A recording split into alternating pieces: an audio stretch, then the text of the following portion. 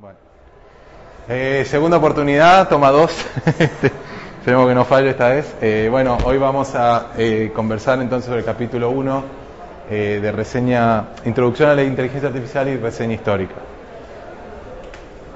La agenda la salteamos y vamos a la tercera filmina.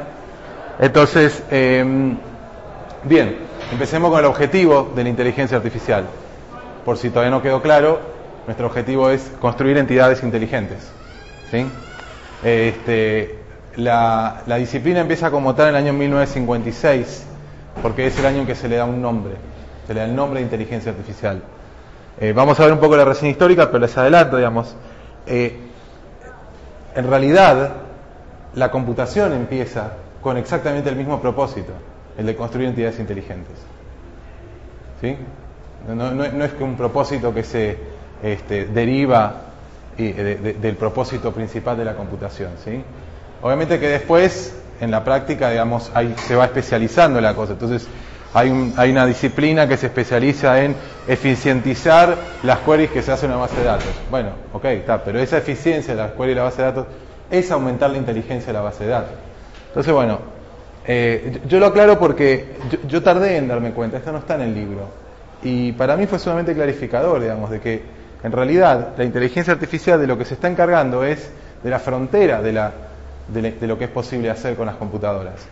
Entonces, en un comienzo, cuando estaba Turing y von Neumann, ¿no?, ideando las computadoras, pensaban en hacer máquinas inteligentes. De hecho, el famoso paper de Turing del año 32 se llama Intelligence and Computer Machinery, algo así, ¿no? Me puedo equivocar, pero trataba sobre eso, máquinas inteligentes, ¿sí? En un momento, bueno, empiezan a aparecer tecnologías que ya son aplicables en la industria y entonces a eso se le llama diferente, se le llama base de datos, se le llama internet, se le llama redes, se le llama lenguaje de programación, pero en definitiva todo apunta a que estas máquinas hagan más y más cosas por nosotros sin nuestra intervención, o sea, que sean más inteligentes. Es una ciencia joven, hay mucho por hacer, tanto cuando digo ciencia también ¿no?, incluyo a las tecnologías, o sea, la ciencia, ¿no?, produce tecnologías eventualmente. Cuando maduró, ¿sí?, entonces empieza a estudiar los materiales, cuando aparecen maduras, aparece la ciencia de los materiales, y cuando sigue madurando aparecen ya ingenieros de materiales trabajando para Mercedes, para Boeing, ¿no es cierto? Entonces, en este momento, digamos, todavía se está en etapa de gestación de una ingeniería, por decirlo. O sea, pero no podemos hablar de una ingeniería de inteligencia artificial, podemos hablar de una materia, 2, 3, ¿no?, como una especialización de la computación. Pero muchas de estas tecnologías están empezando a pasar a ser parte de programas de grado ya. Por ejemplo, procesamiento de lenguaje natural es ya prácticamente una rama gigantesca dentro de lo que es interfaz hombre-máquina, ¿no?, que ya son carreras enteras, digamos. Así que está empezando a permear en la industria y en la docencia. Bueno, aplicaciones, ahí hay una listita, ¿no? Pero se imaginan que de lo que se puede hacer con una máquina inteligente es prácticamente todo lo que puede hacer un ser humano. Entonces, a ver, ¿qué aplicaciones podemos tener en una máquina que entiende el lenguaje natural? Nada. Y que además lo hace mucho más rápido que una persona. Y lo que se puede hacer es algo ¿cómo es que se llama? Storyfy, creo, algo así, que arma una historia en base a mineo de un montón de tweets. Entonces se le da una serie de keys, ¿no?, de hashtags de los tweets y arma una historia. Eso porque entiende el lenguaje natural. ¿Y de qué sirve? Y sirve un montón, digamos, porque si no tendría que pasarme 3 horas leyendo todos los tweets con el hashtag, no sé, X del día. Y para lo que es a tal punto estas cosas están empezando a ser industria, que por ejemplo me enteré hace poco, el que era el editor principal y creador de Slashdot, ubican a punto barra, ¿sí?, dejó Slashdot porque lo contrató el Washington Post para dirigir el departamento de no sé cómo, no me acuerdo del nombre, pero digamos nuevas tendencias en periodismo, algo así. Entonces están queriendo diversificar del formato estándar de diario y bueno. Así que bueno, todo eso están claramente usando este tipo de tecnologías inteligentes.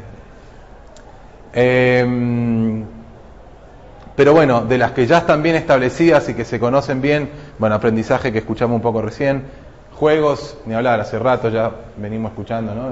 Deep Blue fue el Zoom, pero hace tiempo ya las computadoras podíamos jugar con ellas, o sea, ya desde el vamos jugaban tan bien o mejor que nosotros. Demostración de teoremas matemáticas, eso en los 70 fue gigante, digamos. ¿Cómo una computadora puede demostrar teoremas matemáticos? Se supone que lo más elevado de la inteligencia del ser humano es demostrar teoremas matemáticos, eso es lo que se creía. Bueno, se logró en los 70, porque en realidad después se dieron cuenta que no era lo más elevado de la inteligencia humana. Ya le voy a contar más. Reconocimiento de voz, diagnóstico médico, diagnóstico industrial, diagnosticar fallas, ¿no? Planificación, que algo vamos a ver, scheduling, ¿sí? Otra manera de decirlo es que se sintetiza y automatiza, ¿no? Actividades mentales o otras actividades que se consideran inteligentes. Entonces tratemos de formalizar un poco esto, ¿no? Y vamos a intentar de definir entonces el nombre de la materia, inteligencia artificial. Artificial está claro, es hecho por el hombre, pero inteligencia estamos llenos de signo de pregunta, ¿sí?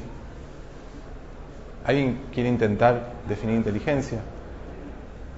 No es un ejercicio en vano, eventualmente vamos a tener que... ¿Una definición intuitiva o...? Si tiene una definición formal, mejor. Sin duda. Cuanto más precisa sea, mejor. La capacidad. Es una... Tomar decisiones de forma racional. Ajá, ¿y qué es ser racional? Y ser racional es, no sé, poder llevar a cabo un análisis y decidir en base a lo que va por el camino mejor o va por el camino que necesitamos para resolver algo.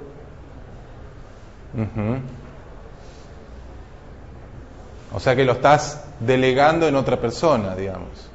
Que la computadora sea inteligente es que sea racional, y que sea racional es que haga lo que yo le pedí que haga. Que haga bien lo que yo le pedí que haga. O sea que la inteligencia sí o sí está sujeta a los comandos o los deseos de otros. Me estoy limitando a lo que vos dijiste, ¿no? A ver, el juego que estoy haciendo no pretendo criticar absolutamente a nadie, sino simplemente estoy haciendo fast forward en un montón de cosas que ya he leído y conozco la problemática, ¿no? Entonces por eso puedo rápidamente retrucarte, decirte, va por ahí, le falta algo a lo que estás diciendo, porque para que sea inteligente la computadora necesita que alguien le diga lo que quiere. Entonces nosotros no seríamos inteligentes, o la otra opción es que estamos todo el tiempo al servicio de alguien, ¿no? De Big Brother o de...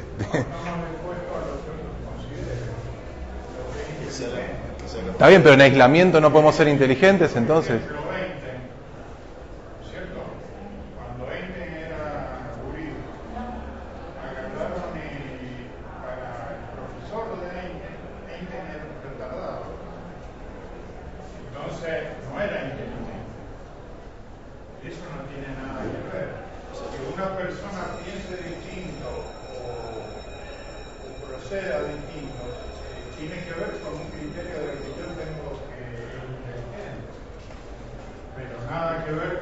A ver si entiendo lo que estás queriendo decir. Estás queriendo decir que hay que... No, que es subjetiva. El nivel de inteligencia de alguien es subjetivo. Según, como decían antes, según como el cristal con que se mire. Yo usted lo puedo ver inteligente, o a lo mejor, si lo ve un argentino común, dice este tipo es un tonto, es sinónimo de no inteligente. A ver, pero está bien, o sea, yo puedo decir que puedo tener un aparato que no es muy preciso en medir colores, y entonces, según si se lo mira con una luz va a ver cierto rojo, y si lo mira con otra luz va a ser otro rojo, pero la culpa es del aparato que lo está observando. Entonces no podemos decir que la inteligencia no se puede medir porque nosotros, seres humanos, no somos buenos aparatos de medición de la inteligencia.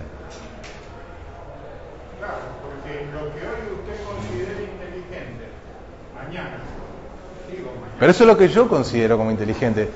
Pero estamos tratando, otra vez, si fuera por eso, entonces jamás hubiéramos descubierto que hay helio en el Sol, porque con nuestros propios ojos no. O de hecho, tendríamos que haber efectivamente quemado en la hoguera a Galileo porque se le ocurrió usar un aparato para ver los satélites de Júpiter en vez de usar sus propios ojos. Acá la idea es que estamos pretendiendo llegar a un punto en donde podamos medir, observar, o por lo menos al menos definir qué es, para ver si podemos construir un aparato para que la mida, o para que la reproduzca. Yo a lo que voy es que cuando Galileo descubre de que, con su famoso telescopio, de que la Tierra no es el centro del universo, los inteligentes de ese momento, que pueden ser igual que los inteligentes, los que catalogan hoy, ¿no es cierto?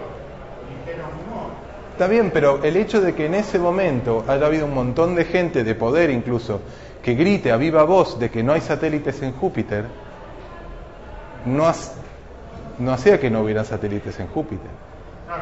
Entonces, estamos queriendo ponernos en el lugar de Galileo, en el lugar de, ok, yo no puedo verlos con el ojo desnudo, pero quiero saber qué tengo que mirar. A Galileo no le interesaba lo que opinara él, lo que opinara. A eso voy. Galileo agarró y dijo, bueno, yo tengo este sueño, o hacia allá voy.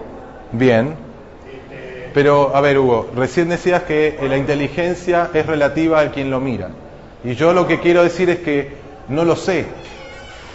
Intentamos, pretendemos de que en realidad no, de que no es así, pero no tenemos todavía la más pálida idea de cómo medirla. Que no sabemos ni lo que es. Entonces, por eso volvamos al principio. ¿A alguien se le ocurrió alguna otra idea de cómo definir inteligencia? Yo tengo una definición que inteligente es una persona que con sus pocos dotes que tiene le saca un alto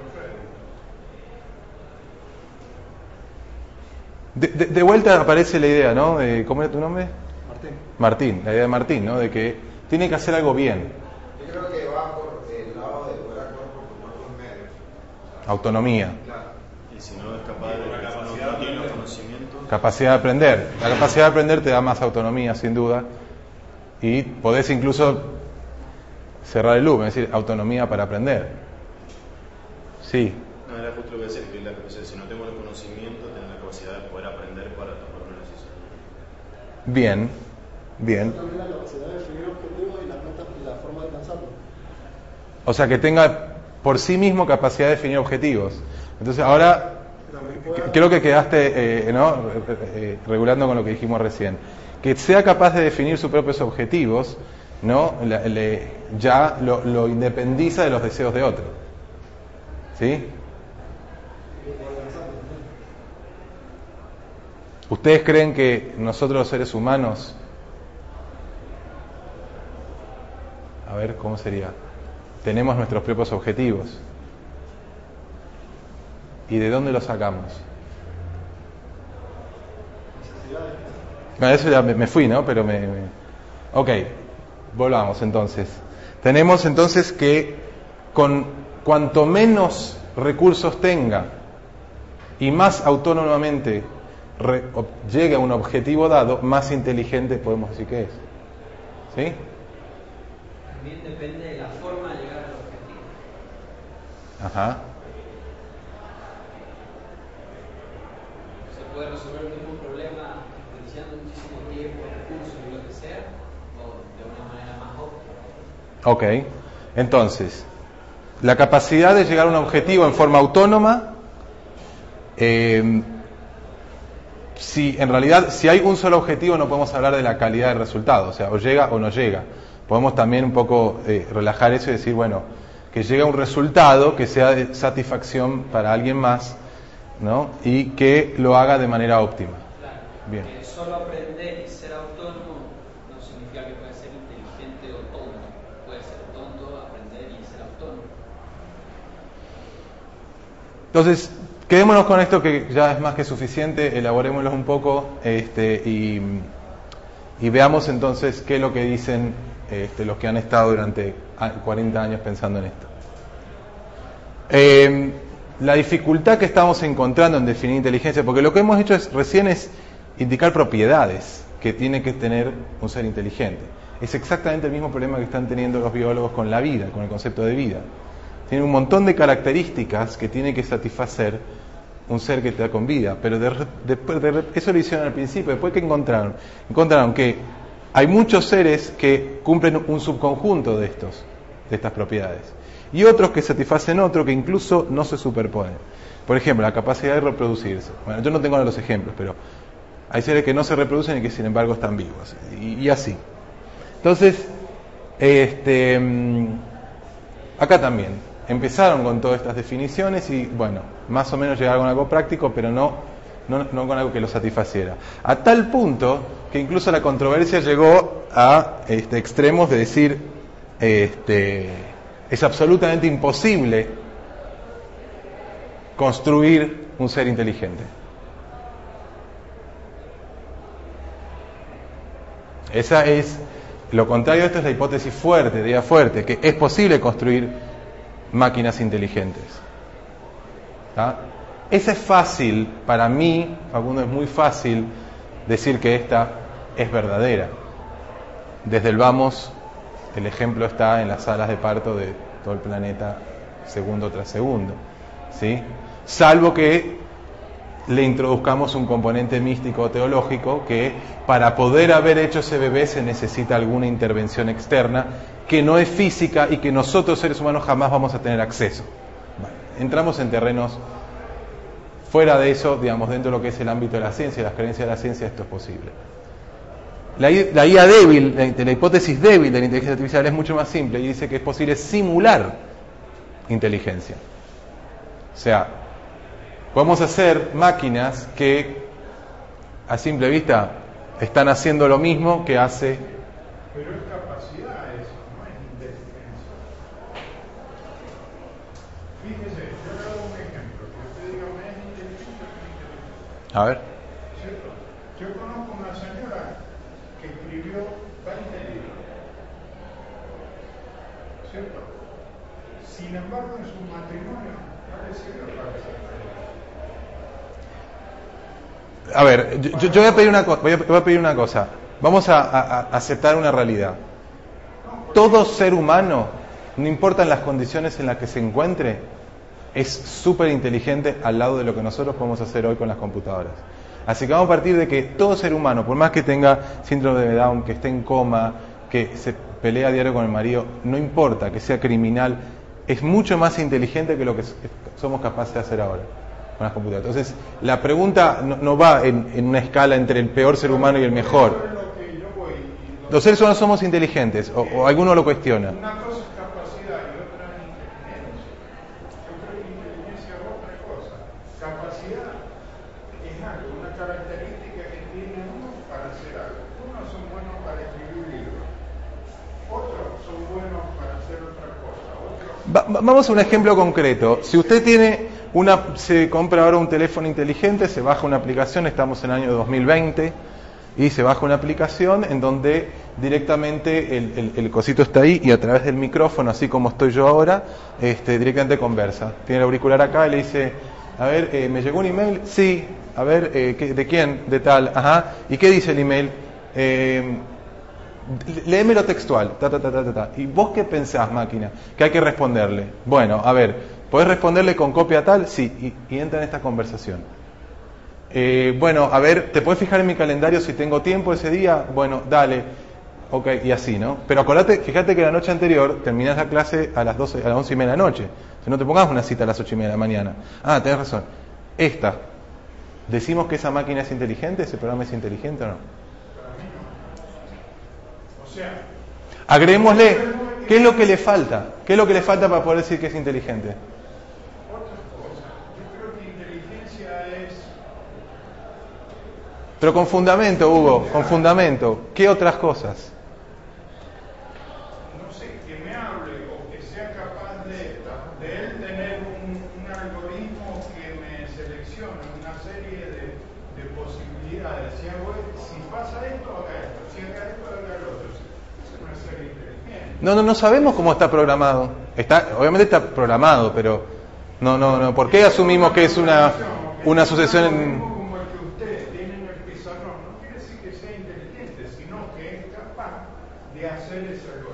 O sea que es capaz de simular la inteligencia. Es capaz de simular la inteligencia. Bien. Como esto es una cuestión de interpretación, entonces uno puede haber un cierto error de paladar.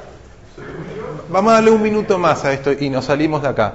Está claro que el programa que acabo de describir simula muy inteligencia, ¿sí? De la misma manera que un termostato simula inteligencia, está tomando decisiones de cuándo prender y apagar el aire acondicionado, ¿sí? Mucho más inteligente es el agente que acabo de describir, ¿verdad? Pero bueno, así como Hugo, quizás hay otros que opinan de que está simulando inteligencia, pero no podemos decir que es inteligente todavía. Sí, voy a dar una oportunidad más, dos posibles respuestas que me digan en positivo qué es lo que habría que agregarle a ese programa para poder decir que es inteligente y no que está simulando. A ver, Seba. Razonar sobre los resultados y poder aprender y dar, eran sugerencias, que decía del horario y eso. Pero entonces estás diciendo que es inteligente, porque ya lo tiene esto. Y el techo más o menos sería compararlo con el ser humano, con su creador, ¿no? Al dispositivo, el programa, lo que sea. O sea que vos decís que cuando hay una computadora que te engañe, que te haga creer que es un ser humano, vos vas a decir que es inteligente. No, igualdad de capacidad. Por eso, cuando digo, ¿cómo es tu nombre?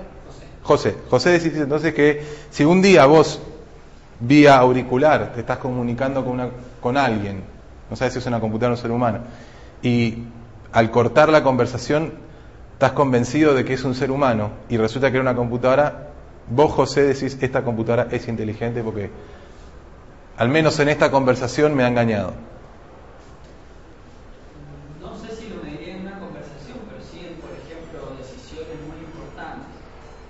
Que yo tengo que decir en un mismo momento estar acá o estar acá, porque para mí es más importante.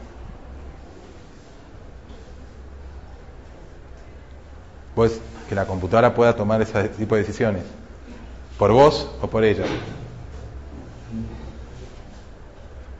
Bueno, está bueno porque han quedado un montón de punteros abiertos que vamos a ir rellenando ahora más sistemáticamente. Está clara entonces la distinción entre las dos hipótesis. Y está claro que nosotros ahora no la pudimos resolver tan claramente.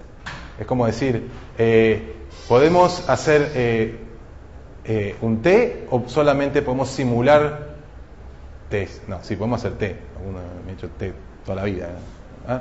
Podemos hacer té, podemos hacer hidrógeno, ¿tá? Eso sí lo podemos hacer, no estamos simulando el hidrógeno. Inteligencia es mucho más escurridiza, no tenemos idea todavía si estamos haciendo o no estamos haciendo inteligencia, ¿tá? Bien, entonces esto no es solamente una dificultad nuestra, esta dificultad para aceptar la IA fuerte es generalizada, digamos. No es que, y hay, digamos, en ambos extremos, pero todavía no hay nadie que sea concluyente en su afirmación con fundamento científico. Hay gente con creencias fuertes, pero ningún hecho todavía que verifique si es o no posible. ¿Sí? Y de hecho, ha traído un montón de aire fresco en la filosofía, porque están haciendo filosofía contemporánea. Toda esta gente están en grandes debates, ¿sí? Y bueno, incluso estas dos personas, esta persona incluso es muy joven, creo que 40 años tendrá, digamos, más o menos, y es uno de los principales filósofos de la inteligencia artificial. Así que bueno, ahí está. Bueno, vamos a tratar entonces de definir algunas cosas. Diego, ¿estás conmigo? Bien. Entonces vamos a llegar a una definición práctica de lo que es la inteligencia artificial. Así que quizás hubiera sido mejor llamarlo distinto, pero como un término único, inteligencia artificial, ¿a qué vamos a dedicar en este curso entonces? ¿Sí? Bien, entonces en general hay 4 posibilidades, 4 áreas en las cuales nos manejamos en esto de IA débil y IA fuerte. Y es, digamos, si las computadoras o el sistema piensa como humano, un poco la postura de José, actúa como humano, esa es otra posibilidad, o algunos que se trataron de abstraer del ser humano. No indagamos mucho en nuestra conversación, pero la idea es decir, no, un poco vos, ¿tu nombre cuál era? Martín. Como dijo Martín, lo definió en términos de racionalidad, independientemente del ser humano, ¿sí? Entonces, intentar definir inteligencia más allá de un ser humano. Claramente un ser humano es un muy buen ejemplo que tenemos, pero podemos, no porque el ser humano esté hecho principalmente de átomo de carbono, no vamos a limitar a definir carbono en términos de cómo funciona el ser humano. Vamos a pensar en carbono y cómo funciona en otro lado también. Eso sería esta intención de este lado. Y de vuelta, en ambos casos, piensan o actúan racionalmente. Entonces, los que piensan como humanos, ¿sí? Esto es un área que pretende justamente reproducir el proceso de pensamiento de un ser humano, ¿sí? Y su intencionalidad es entender cómo funciona la mente humana, no con una intención de construir máquinas inteligentes más allá, sino de entender al ser humano para ayudar al ser humano con sus problemáticas mentales, ¿sí?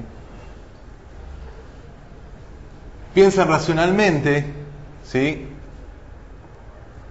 Ya se abstrae en este área de por acá. Estuvo y arrancó Aristóteles con sus silogismos, ¿sí? Actúan como humanos. Uno de los principales proponentes es Kurzweil, también estuvo Turing, ¿sí? Que es, en vez de tratar de ver cómo funcionan, no importa cómo funciona el pensamiento humano, yo lo voy a hacer con Java y de completamente otra manera. No tengo idea, de hecho, nunca he visto un cerebro humano, nunca lo he estudiado, nunca nada, ¿sí? Lo único que veo es cómo se comporta desde afuera y voy a simular cómo se comporta. ¿Y cómo lo haga? Y bueno, voy a usar mi ingenio, pero no lo voy a hacer observando la mente humana, ¿sí? Por último, actúan racionalmente, ¿sí? Es similar, ¿sí? No es tratar de definir el pensamiento en forma abstracta, como lo intentó Aristóteles con sus silogismos, sino tratar de hacer algo que actúe racionalmente. Para eso tenemos que tener claro qué nos referimos por racionalidad también, ¿no? Vamos más en detalle. Lo que voy a hacer es argumentarles de que el mejor approach que podemos tomar para construir máquinas inteligentes es intentar, ¿sí?, construir máquinas que actúen racionalmente. O sea, poder abstraernos de cómo funciona la mente humana, ir más allá y proponer nuevas ideas radicalmente diferentes a cómo funciona un cerebro humano. Así que vamos a ir a la barra abajo. Y después, además de que nos abstraemos de... eso es racionalmente. Y después de cómo actúan, simplemente preocuparnos en el comportamiento y no en estudiar... O sea, lo que vamos a demostrar es que esto incluye a esto, ¿sí? Me estoy adelantando, así que disculpen. Vamos concretamente. Entonces ahora vamos a discutir en detalle cada uno de estos recuadros. Nos paramos en este, que es comportarse o actuar como humano, ¿sí? Y lo que les presento acá es, digamos, la propuesta más clara, más fuerte que hubo para... en favor de esta alternativa para desarrollar máquinas inteligentes, y es la prueba de Turing. Turing propuso, ¿todos saben quién es Turing? ¿Escucharon hablar de la máquina de Turing? ¿Sí? Bueno, Turing en el año 32 junto con Church presentan su famosísimo teorema que da lugar a la creación de las computadoras tal cual como las conocemos, ¿no? Que después derivó en la arquitectura de von Neumann, pero ellos trabajaban en matemática muy abstracta, ¿sí? Después Turing siguió por el lado de la IA, digamos, siguió queriendo construir máquinas inteligentes. En el año 1950 sí propone esta prueba, discutiendo con otros exactamente lo que acabamos de discutir. Dijo, en vez de que me den ustedes una larga y controvertida lista de cualidades necesarias para obtener IA, que sea autónomo, que aprenda y un montón de otras, dijo, miren, yo lo que voy a hacer es proporcionar una definición operacional que es muy parecida a la que en un momento sugirió José. Tenemos acá a José, ¿sí?, que está conversando. Turing lo planteó a través de chat, a través de una terminal, ¿sí? Está chateando y puede chatear con A o con B. La importancia de hacerlo a través de chat es que justamente si José puede ver a B, va a decir que es una computadora sin lugar a dudas. Entonces la idea es abstraerlo de ciertas cualidades visuales, ¿no? Entonces la idea es que iba a chatear con A, iba a chatear con B, y Turing dice que si el evaluador humano es incapaz de distinguir si la respuesta a una serie de preguntas es de la computadora A o B, entonces es inteligente. ¿Ah? Y él dijo que para el año 2000 iba a haber una máquina que pase la prueba de Turing. Creo que puso 5 minutos. En este momento hay competencias, todavía no hay algo concluyente, pero bueno, yo no he tenido la oportunidad de usar el Siri de iPhone. Creo que todavía no estamos ahí, pero digamos, estamos muy cerquita ya. Así que, sin embargo, es interesante la época, porque a pesar de todo eso, vamos a dudar seriamente de que estamos hablando con un ser inteligente, todavía. Principalmente por el contenido de lo que vamos a poder hablar, ¿no? O sea, pero, bueno, también estuvo el año pasado esta Watson de IBM que ganó el juego de Jeopardy, que es el juego de preguntas y respuestas. ¿Se acuerdan? Ese juego que uno, acá se ha jugado muchas veces, que elige un tema y le hace una pregunta, tipo el del millón de Susana, digamos, ¿no? Lo interesante de la prueba de Turing es que fue súper sencilla y además y permitía resolver, o sea, si una máquina pasaba la prueba de Turing, automáticamente resolvía un montón de tecnologías que se entienden son requeridas para hacer una máquina inteligente. Entonces automáticamente está claro que puede representar el conocimiento. Por representación de conocimiento me refiero a que puede ir recibiendo input del mundo exterior y almacenarlo de una manera que sea accesible. Y no es exactamente base de datos. Conocimiento no es exactamente datos. Conocimientos, además de ser datos, es además dinámica. Cómo se relacionan entre sí esos datos. Es un modelo de cómo esos datos se están relacionando entre sí. ¿Sí? Entonces, acá, para poder responderme quién ganó el partido anoche, ¿sí?, tiene que saber un montón, tiene que saber lo que es un partido, tiene que saber a qué partido me refiero, digamos, por mi contexto, te estaré preguntando de fútbol o de fútbol americano o de cricket, digamos, dependiendo de dónde viva, etcétera, tiene que inferir un montón de cosas para responder una pregunta tan simple como esa que, digamos, alguno de ustedes me sabrá responder si vio el partido anoche, ¿no? O leyó el diario. Así que está claro que se necesita capacidad de razonamiento, de almacenar conocimiento. De almacenarlo, por lo menos. Procesamiento del lenguaje natural, ¿sí? El caso de Turing era escrito, ¿sí? Después se generalizó a hablado también, pero de todas maneras, escrito o oral, necesita poder procesar esas palabras para rescatar a qué conocimiento me estoy refiriendo, ¿sí? Hay muchas ambigüedades. Uno dirá, bueno, partido es partido, y sí, ok, pero hay muchas otras palabras que son ambiguas, a ver si me ocurre. Bueno, partido incluso es una palabra ambigua, ¿sí? Puede significar algo que está dividido en dos, ¿sí? Entonces, para saber que me refiero al partido de fútbol, necesita además desambiguar y eso necesita un montón de procesamiento de lenguaje natural. ¿Cómo? Necesitaría saberlo usted para saber cuál es su gusto. Claro. ¿Qué partido Sí. Eso venía acá, pero acá la idea es que tiene que poder interpretar el lenguaje que le está llegando, los caracteres que le están llegando y asociarlos con conocimiento. Después tiene que poder razonar, no inferir cosas con ese conocimiento, no inferir de que se trata de un partido de fútbol. Y por último, poder aprender cosas nuevas, porque si yo le digo, si él me dice, no, sí, ganaron los Yankees, digo, no me refería a golf, me refería a fútbol. A mí acá, yo vivo en Argentina, ¿sabes? Me gusta el fútbol, no me hablé de golf. Ah, ok, listo. Si mañana le vuelvo a preguntar cómo salió el partido, que no puede adaptarse, ¿sí? En esta conversación, estoy hablando del chat de Turing. Entonces, chat de Turing implica que esto está resuelto. O sea, esto no iba a poder resolverse, pasar la prueba de Turing, hasta tanto estas tecnologías no estén maduras, ¿sí? Entonces, en el año 1950, Turing, claramente esto era ciencia ficción para él, y ahora ya está empezando a ser realidad. Siguiente. Bueno, se generalizó la prueba de Turing, ¿sí?, para agregar otras tecnologías, que implicara la necesidad de otras tecnologías. Lo que se hizo fue además evaluar la capacidad de percepción. Entonces lo que se hizo, se ideó de esta manera. Hay un cajón donde se pueden meter objetos y se le pasa, y la máquina del otro lado, sin que yo la pueda ver, opera, ¿no? Más o menos como se le pasa plata en algunos bancos, ¿no?, que se pone un cajoncito y se le pasa sin vidrio. Entonces yo le paso el objeto, ¡pum! Entonces puedo conversar. Che, ¿te gusta esto? Bueno, ¿para qué lo usaría? Y puedo conversar sobre ese objeto. Eso agrega, ¿sí?, otras características, que es visión computacional. Claramente tiene que poder reconocer el objeto y partes del objeto, ¿sí? ¿Le falta un ojo al bicho que te pasé? Sí, cosas así, puede ver que le falta. Y robótica para poder manipularlo, ¿sí?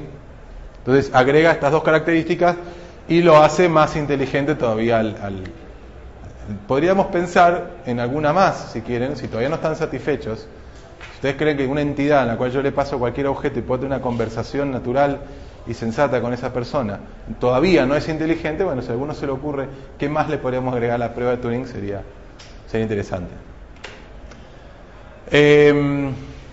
Entonces, bueno, sus ventajas son claramente lo que acabo de comentar, las tecnologías que implica, y además que, bueno, que durante 60 años todavía tiene gran vigencia, digamos, toda persona de inteligencia artificial la acepta como una prueba de inteligencia, al menos como una cota a alcanzar. Después, bueno, mejorémosla. La desventaja es que está basada en comportamiento y no en principios fundamentales, ¿no? O sea, tenemos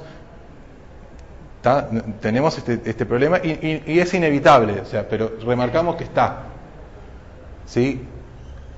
Acá hay otro ejemplo de esto de inteligencia natural, haciendo analogía con vuelo. Cuando hablamos de vuelo artificial en vez de inteligencia artificial, ¿sí?, no significa que vamos a volar como paloma de tal manera de confundir al humano, sino en principio de la dinámica, ¿sí?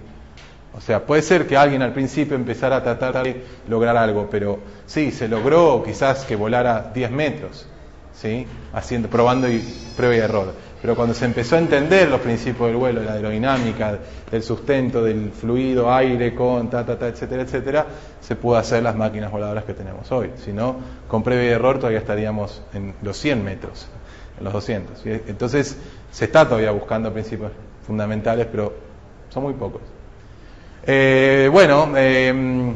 Un toque de humor, digamos, otras pruebas de Turing que existen, ¿no? Dice, hey Bert, ask if it has a favorite color, ¿no? Los robots testeando al humano a ver si es inteligente, y después, ¿no?, ya un punto en donde llegan los extraterrestres y están en duda quiénes son los inteligentes y las máquinas. Bien. Ahí está lo que yo me refería. A ver. Yo le decía, a lo mejor vuelvo a la fulminante. Volvemos a la fulminante, Diego. Esa. Sí. Es una cuestión de quién clasifica, si es inteligente o no es inteligente. Ahí el extraterrestre nos clasifica a nosotros a ver si es inteligente la computadora o somos inteligentes nosotros. Entonces, Hugo, ¿vos estás en favor o en contra de la prueba de Turing como test de inteligencia? Son clasificadores. O sea, un robot hoy en día es un clasificador. Usted le da, él hace una matriz. O sea, supongamos que yo sea el robot. Me voy a acercar así te escuchan en el micrófono, ¿sí? Porque estoy grabando, entonces, si no... Supongamos que yo soy el robot, ¿no es sí. cierto? Entonces tengo que interactuar con usted. Entonces usted me dice, mira robot, supongamos que el robot se llama Hugo. Mira Hugo, y nos ponemos a interactuar. Entonces yo le pregunto, ¿qué le gusta a usted? Y a mí me gusta el color verde. Muy bien. ¿Y qué más? Y a mí me gusta el partido. Entonces el robotito dice, muy bien, ¿qué es el partido? Armo una matriz y dice partido. ¿Qué será partido? Entonces, ¿y qué partido te preguntas? Pero a ver, Hugo, redondeemos porque no tenemos problema. Sí. ¿Qué partido? Y el de fútbol. ¿Y qué fútbol? Bueno, y lo va encajando y va haciendo una matriz de usted, de lo que le gusta. No tratemos de diseñar nosotros un agente inteligente. Bueno, la pregunta es, porque vos interrumpiste acá diciendo que eso es lo que te referías, que depende de quién está haciendo Claro. el test. Entonces la pregunta mía es, entonces, ¿aceptás la prueba de Turing como una prueba de inteligencia? Porque No sé, yo si para el interrogador alienígena la computadora es inteligente, ya está. Y según el criterio de inteligencia de él, lo que él califica inteligente, puede ser a lo mejor más inteligente la computadora o puede ser más inteligente el humano. O tal vez es más inteligente el perro del humano, porque tiene características que son valuables para el alienígena que nosotros no la tenemos en cuenta. Uh-huh. Yo una vez vi un perro que parecía más humano. Tenemos que un humano. que cerrar. Lo seguimos después, ¿sí? Porque si no, se nos hace muy tarde. Tenemos que... a ver, yo una vez tomé un curso entero de un semestre sobre este tipo de cosas. O sea que esto da. Y es exactamente esta la manera de llegar.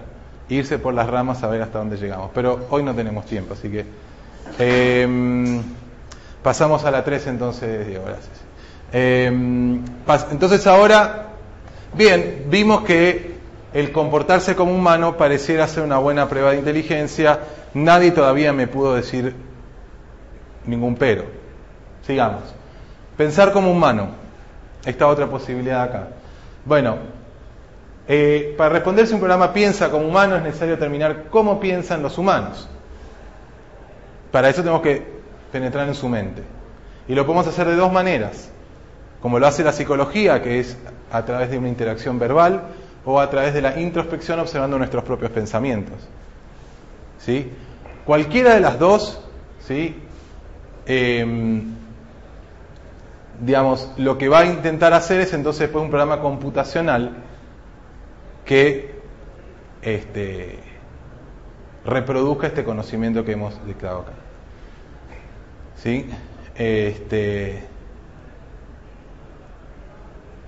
Ahora, bueno, no lo dice ahí la Filmina esta conclusión, pero bueno, la conclusión es, digamos que es limitarnos. Si no hubiéramos limitado a esto y solamente a esto, entonces en este momento no tendríamos bases de datos, porque la memoria del ser humano no funciona de esa manera. ¿Ah? Es un clarísimo ejemplo. ¿Ah? Y no podemos decir que una base de datos, si las buscan en la base de datos, no tienen cero inteligencia. Claro que hay mucha inteligencia ahí. ¿Tá? Así que, o dicho de otra manera, digamos, más contundente, lo que queremos es que lo haga una computadora, no una persona. Si lo que queremos es construir máquinas inteligentes usando computadoras, pues remitámonos a las capacidades de la computadora y no a las del ser humano. Así que esta está descartada, esta posibilidad. Pensar racionalmente, ¿sí? El siguiente recuadro. Entonces, esto nos trae a lo que les contaba de Aristóteles, que ya en su época intentó, y su objetivo claro y explícito era cómo hacemos para interpretar lo que es el pensamiento correcto. Él quería hablar del pensamiento correcto. ¿Sí? No sé bien qué intención tenía, si pretendía decir que a veces el ser humano tiene pensamiento incorrecto, no lo sé, pero sin lugar a dudas él lo que quería era destilar las capacidades cognitivas del ser humano. ¿Sí? Y lo que hizo fue entonces expresarlo en términos de silogismos, ¿sí? Que se paraban en la premisa fuerte de que si se arranca de conocimiento verdadero, que en realidad que está ocurriendo, ¿sí? El pensamiento correcto, este pensamiento correcto debería llevarnos a conclusiones que también son verdaderas. Por verdadero me refiero a que ocurre en el mundo. ¿Sí? Entonces, por ejemplo, un pensamiento correcto, medio trivial es, si, ¿tu nombre cuál es? Pablo tiene una remera verde y, ¿tu nombre? Lucas tiene una remera verde, entonces hay dos personas con remeras verdes en el aula. ¿Sí? No digo que hay 3, ni que digo que hay 8, ni ninguna. Entonces es un pensamiento correcto. ¿Sí? O sea, parto de dos afirmaciones que son reales, son verdaderas, están ocurriendo en el mundo real. Y la conclusión que llego entonces es verdadera. Si eso ocurre, lo que sucedió en el medio, el proceso intermedio, es un pensamiento correcto. ¿Sí? Así se define el pensamiento correcto. Parte de premisas verdaderas y concluye en afirmaciones verdaderas. ¿Sí? Y bueno, el estudio de esto, ¿no? Está claro, los silogismos de esto llevaron en el 1800, se rescató y derivó en lo que llamamos actualmente la lógica. ¿Sí? En el siglo XIX lo que se hizo fue presentar una notación precisa y simplificar. Si mal no recuerdo, Aristóteles tenía 23 silogismos. Cada uno de esos es una manera de operar con las premisas y inferir conclusiones. ¿Sí? También se simplificó en mucho menos. ¿Sí? Además se agregó una notación precisa para poder escribir objetos del mundo. ¿Sí? Entonces no era informal como los silogismos, sino es un lenguaje formal con el cual describir el mundo, o sea, está haciendo representación de conocimiento. Y en 1965 fue un gran hito donde de todo aquello que se puede llegar a concluir con un cierto conocimiento, puede ser que, pensamiento correcto, que si yo tengo este conocimiento, todo lo que yo concluya va a ser correcto, va a ser verdadero, va a estar ocurriendo en el mundo. ¿Sí? Eso está bueno, pero además quisiera poder concluir todo lo que se pueda llegar a concluir de este conjunto de conocimiento. Una noción de completitud. Entonces, puede ser que yo tenga todo este conocimiento y sea muy, muy conservador y todo lo que yo afirme es efectivamente correcto, pero es muy poquito lo que afirmo. ¿Está? Bueno, yo quiero que, sin dejar de ser correcto en mis afirmaciones, poder concluir más cosas. Bueno, vamos al límite. ¿Existe algún mecanismo de inferencia, de lógica, que permita un silogismo, un conjunto de silogismos que me permite inferir cualquier cosa que se pueda inferir de este grupo? Bueno, en 1965 se obtuvo un algoritmo de resolución que vamos a estudiar en la unidad 2. ¿Sí? Pero bueno, seguimos con la pregunta, sí, todo muy bien con este pensamiento correcto, racionalidad y todo, pero inteligencia es igual a lógica.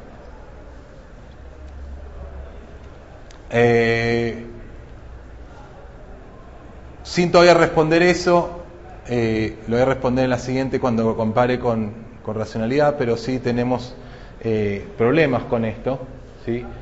Problemas prácticos, digamos, ¿no? Que hacen que, bueno, se trabajó con lógica, mucha gente de inteligencia artificial todavía trabaja con lógica y es muy útil para un subconjunto de problemas, pero todavía no es, digamos, la definición de inteligencia que queremos, que englobe todo. Y además tiene estos problemas, ¿no? Principalmente, bueno, que es muy difícil codificar en este lenguaje de la lógica una situación real, es bien complejo, no lo puede hacer cualquiera. Y no solamente que se requieren muchas aptitudes, sino que además es muy propenso a errores, ¿sí? A bugs, digamos. Y además que los resolvedores lógicos, este resolvedor que infiere todo lo que es inferible, sí, bárbaro, lo puede hacer, pero el tiempo exponencial, digamos. NP completo quiere decir que no hay una versión de ese algoritmo que no sea exponencial. Todas son exponenciales. ¿Está? Entonces, si tenemos 100 componentes en nuestra base de conocimiento, datos y reglas, etcétera, 100, bueno, va a demorar, no sé, x a la 100 para poder inferir todo. Entonces, es un problema. O sea que en teoría bárbaro, en 1965 en teoría se logró, pero después cayó por esto. De hecho, eso desencadenó, ese algoritmo desencadenó el estudio de la NP completitud. No sé si es que alguno la conoce, pero nace de ahí. Bien, la última entonces, que vendría a ser actúa racionalmente. Bueno, si no tratamos de describir lo que es pensamiento correcto, tratamos de decir qué es actuar correctamente, entonces llegamos a la versión de Martín, ¿sí? que es actúa con intención de alcanzar el mejor resultado. ¿Sí? Entonces, desarrollemos esto. Bueno, primero, lo que vamos a hacer es terminar definiendo lo que llamamos un agente racional en este área. ¿Por qué? Porque un agente es algo que actúa. ¿Sí? Bien, agente computacional es aquel que su unidad de procesamiento es una computadora y los actuadores tiene actuadores y perceptores que le permiten interactuar con un entorno. ¿Sí? Pero la unidad de procesamiento es computacional. Y un agente racional es aquel que actúa con la intención de alcanzar el mejor resultado posible. ¿Sí?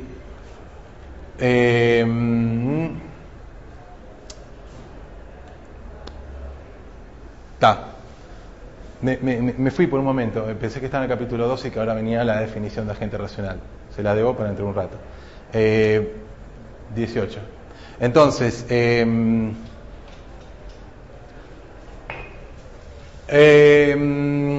ahora lo que vamos a hacer es comparar y terminar de... Por ahora nos deshicimos solamente de esta, diciendo no queremos entender cómo funciona la mente humana.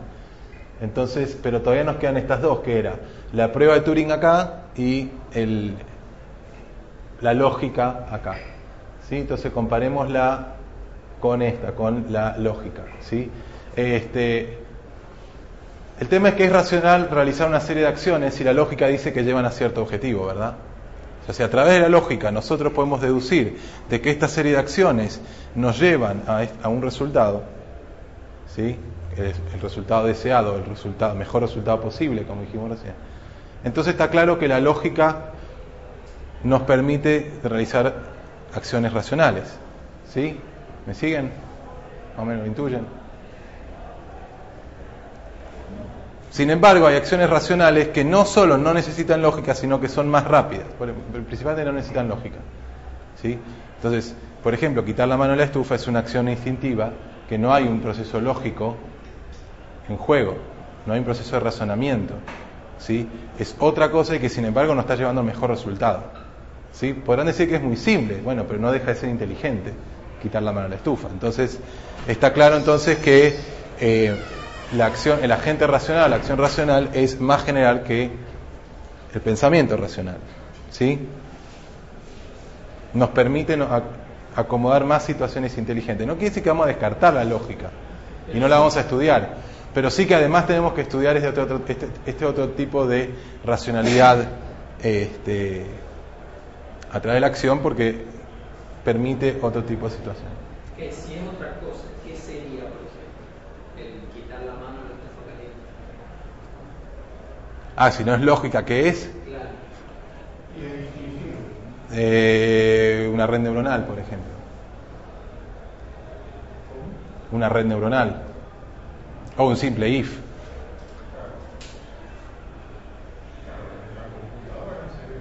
Pero es, quiero decir, no tiene que pasar por el pensamiento. Hay mucha inteligencia en nuestro cuerpo, sin necesidad de una unidad de procesamiento. Se va embebiendo en los genes, hay mucha inteligencia en los genes. ¿Cómo llega a embeberse y a codificarse inteligencia en los genes? Bueno, no sé si conocemos el proceso, pero hay un proceso ahí de aprendizaje. ¿Está? En muchos lenguajes se puede codificar, no solo la lógica. Bien.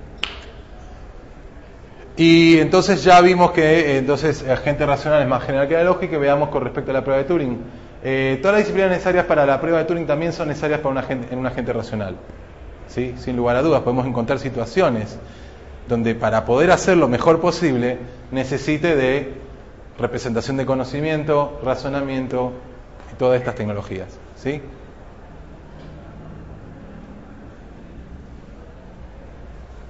Así que nos vamos a quedar con esa, ¿sí? Agente racional, ¿sí? Ya que es la más general de todas y abarca implícitamente las otras. Hagamos, a ver qué hora es. ¿Alguien me dice la hora que no quiero tocar acá? 6:25. 6:30. Sí, 25. Bueno, 10 minutos y terminamos antes, en vez de hacer un recreo y cerrar con 10 minutos. Una breve reseña histórica. Quiero más o menos que se una idea de dónde estamos parados. la inteligencia artificial arranca, se podría decir que más allá de la computadora básica, la primer paso, digamos, hacia algo más inteligente fue la contribución de McCulloch y Pitts, que proponen las redes neuronales, ¿sí? Lo que hicieron fue tomar unos resultados de Aldous Huxley, sobre la fisiología de neuronas, le agregan un poco de ideas de lógica, ¿sí? Un poco de teoría de computación de Turing, y lo destilan en un modelito simplificado de neurona y de interconectividad entre neuronas, y lo llaman redes neuronales, ¿sí? En el año 51, 8 años después, Marvin Minsky de MIT construye el SNARK, que es el primer computador basado en redes neuronales. O sea, buenísimo este día, en vez de usar la arquitectura de von Neumann, ¿por qué, no? de registros y qué sé yo, para hacer cómputos, ¿por qué no usamos esto? Y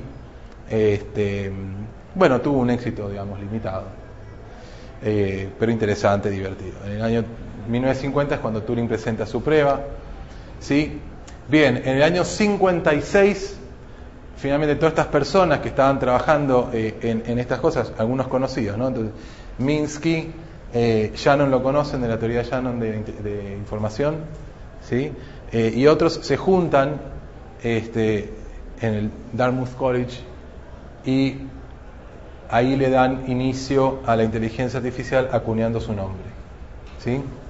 Y la definen como una disciplina independiente del resto de la informática, digamos, la independizan, sino tiene interés por sí mismo. Desde el 52 hasta el 69 fue grandes éxitos. En pocos años íbamos a tener robots caminando por las calles y un montón de maravillas, digamos. O sea, realmente se imaginaron, fue muy fuerte, digamos, fue como una burbuja, por decir, de expectativas. ¿Por qué?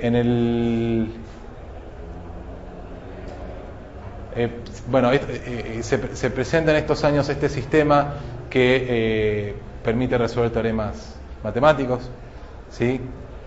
En el año 52 Samuel presenta un juego que juega mejor que un juego de damas, que juega mejor que él, y se consideraba que eso era un enorme hito, ¿sí? En el año 58 se presenta el lenguaje Lisp no funcional, primer lenguaje funcional. En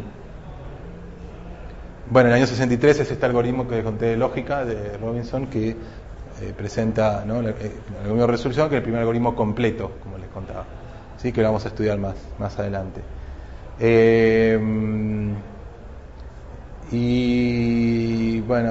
Tendría que contarle bastante de micromundos.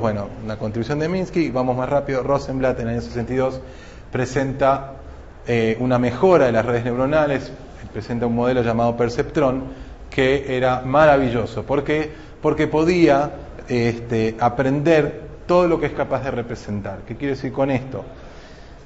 Algo parecido a lo de Robinson con la lógica, digamos. Si uno tiene,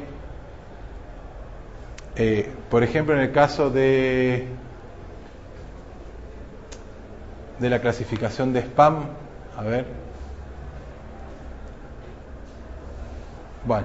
se me hace largo. Si uno limita cuáles son los posibles modelos, o sea, el perceptrón tiene una cantidad de posibles modelos que puede representar, según los dos parámetros que tenga, ¿sí? Entonces, y la idea es encontrar entre todos esos modelos el que mejor ejecute una tarea de aprendizaje, principalmente de clasificación, por ejemplo, spam o no spam, ¿sí? Entonces, para distintos parámetros del perceptrón, la clasificación va a ser diferente, ¿sí? Y lo que Rosenblatt demostró es que hay un algoritmo eficiente para encontrar el mejor modelo. Listo, terminamos, ya está. Pareciera, ¿no? Porque de manera eficiente podemos encontrar el mejor clasificador de spam. Genial. Del año 66 al 73, el libro lo llama Dosis de realidad. Primero porque todo muy lindo con esto de la manipulación sintáctica, ¿no? Que podemos demostrar teoremas y qué sé yo. Pero empezaron a aparecer, dije, dale, traduzcamos, por ejemplo, del ruso al inglés, ¿no? Entonces, con toda esta manipulación de términos sintáctica como en un teorema, y lo que vieron es que hizo algo así, se lo pongo en castellano, ¿no? Pero la traducción fue: el espíritu es fuerte, pero la carne es débil. Es un dicho ruso, ¿sí?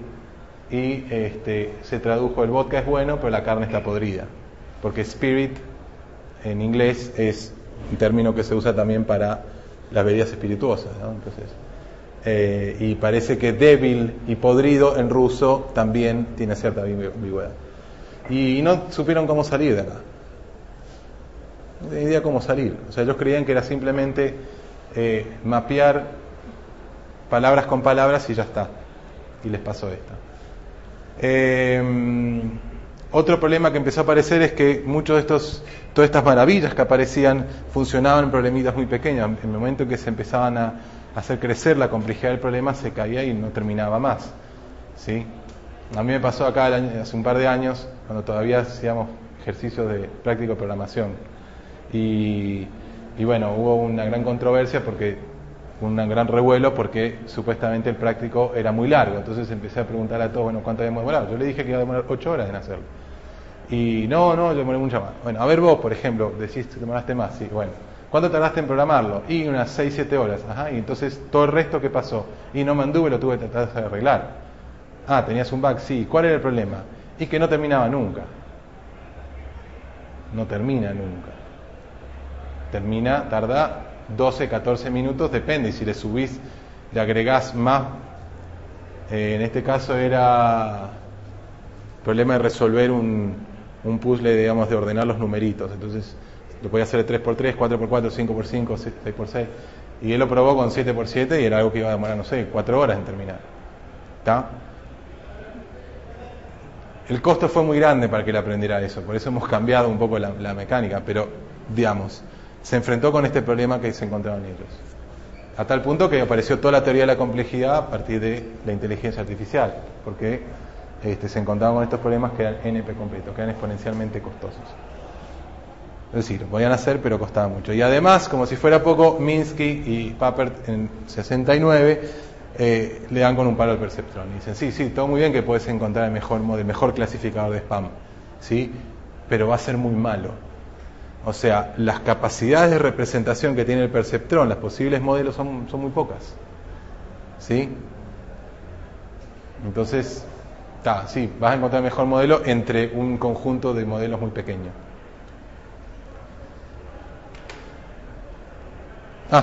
No. A ver. Ahí va. Sistemas basados en conocimiento. Bueno, justamente con esto de los traductores empieza a verse la necesidad de entender un poco cómo los distintos elementos del mundo se relacionan entre sí.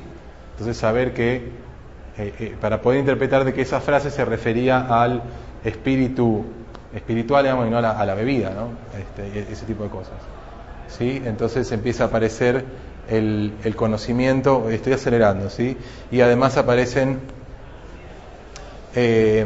los sistemas expertos, que son ya les voy a contar, pero digamos, simplifican el espacio de representación de la lógica primer orden, y entonces permiten hacerlo más rápido, funcionar eficientemente, no exponencialmente como el algoritmo de Robinson. Entonces empiezan a aparecer aplicaciones, ¿sí? A tal punto que en el año 82, ¿sí? la empresa DEC, no sé si te acuerdan, pero bueno, existió en su momento, hicieron un sistema experto que les permitió ahorrarse en ese momento 40 millones, ¿sí? Así que bueno, empezó a ser una industria. Del 86 al presente resurgen las redes neuronales. Interesante es que 4 grupos en simultáneo reinventan un algoritmo que después se descubrió que ya lo habían propuesto en el 69, justo el mismo año que Minsky tiró a matar y sepultó a las redes neuronales con el paper con Papert. Y desde el 69 hasta el 86 no se hizo nada en redes neuronales. Algunos pocos que lo siguieron intentando, evidentemente, mejorar ese problema. Resulta que ya en el 69 estaba hecho, pero bueno, no importa. Este algoritmo, el algoritmo de backpropagation, lo vamos a ver acá en clase, ¿sí? Así que bueno. De ahí surge toda una corriente nueva, la corriente conexionista, que en este momento son como dos grandes ramas. Una es la simbólica y otra la conexionista. Una es a través de la lógica y representación del conocimiento, y otra es la conexionista, como diciendo, bueno, con las redes neuronales vamos a poder construir máquinas inteligentes. También más o menos por el año 87 empieza a cambiar un poco la manera de trabajar y de demostrar cosas. Antes la manera en que se conversaba científicamente sobre la inteligencia artificial y los resultados que se obtenían era con demostraciones. Mirá, ves que funciona, mirá qué bueno cómo funciona. Y se describía un programa andando. Pero después con los golpes que se dieron más adelante dijeron, bueno, seamos más rigurosos. Entonces, no me presentes una instancia del programa andando. Hacé toda una experimentación sistemática, ¿no? Controlando las variables, etcétera, como cualquier método científico. Lo que pasa es que fue todo un cambio de mentalidad. El método científico se aplica al mundo real. ¿Cómo que lo podemos aplicar a lo que sucede en las computadoras? Bueno, empezó a hacerse experimentos computacionales y en este momento, bueno, es una realidad que todo el mundo hace, digamos. También se empezó a cuestionar la utilidad en el mundo real, porque todo eran juguetitos. Sí, está bien lo de demostrar teoremas, pero digo, esto lo puedes usar, el demostrar teoremas es un caso, pero lo podemos usar a diario esto. O sea, lo podemos embeber en un auto, lo podemos embeber en la rueda de un auto, lo podemos embeber, ¿está? Entonces se empezó a cuestionar, bueno, ¿para qué sirve? Y además, en esta época surge la idea de la agente racional, que es la que vamos a ver en el próximo capítulo, como un concepto unificador de todas las distintas ideas sueltas que habían sobre concepto, la definición de inteligencia, ¿no? Toda esta discusión que acabamos de tener antes se destila en esta idea. Y ¿qué es capaz de hacer la IA hoy en día, entonces? Bueno, yo lo voy actualizando esto más o menos, dentro de lo que recuerdo, así que bueno, más o menos para que sea una idea hasta dónde llega.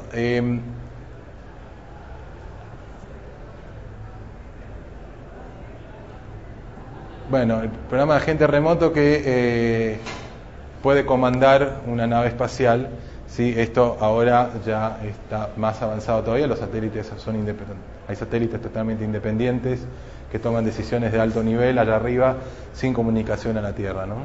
Además está el Mars Rover, ¿no? Que está hace 7 años dando vuelta por Marte, y recuerden que hay 4 minutos, no sé, o 1 minuto y medio, 2 minutos luz que demora la luz en llegar. O sea, toda telecomunicación que queremos hacer con el robot tarda 2 minutos. O sea, está claro que para decisiones más rápidas las tiene que tomar solo. ¿Está? Se le puede mandar, ¿por qué no te vas para aquella zona? Bueno, ok, se va. Se le puede mandar ese tipo de comandos, pero por lo general está navegando solo, resuelve problemas solo, todo lo que es la parte de toma de muestras, todo eso totalmente autónomo. En lo que es juegos, se le ganó a Kasparov, ¿no? en ajedrez. Listo. En juego, ¿no? En juego se llegó al límite. Control autónomo, bueno, el auto. ¿Conocen el auto que anda solo? ¿Escucharon hablar? ¿Ah? Hace 2 años conté que había ganado el DARPA Challenge y que había podido cruzar los Estados Unidos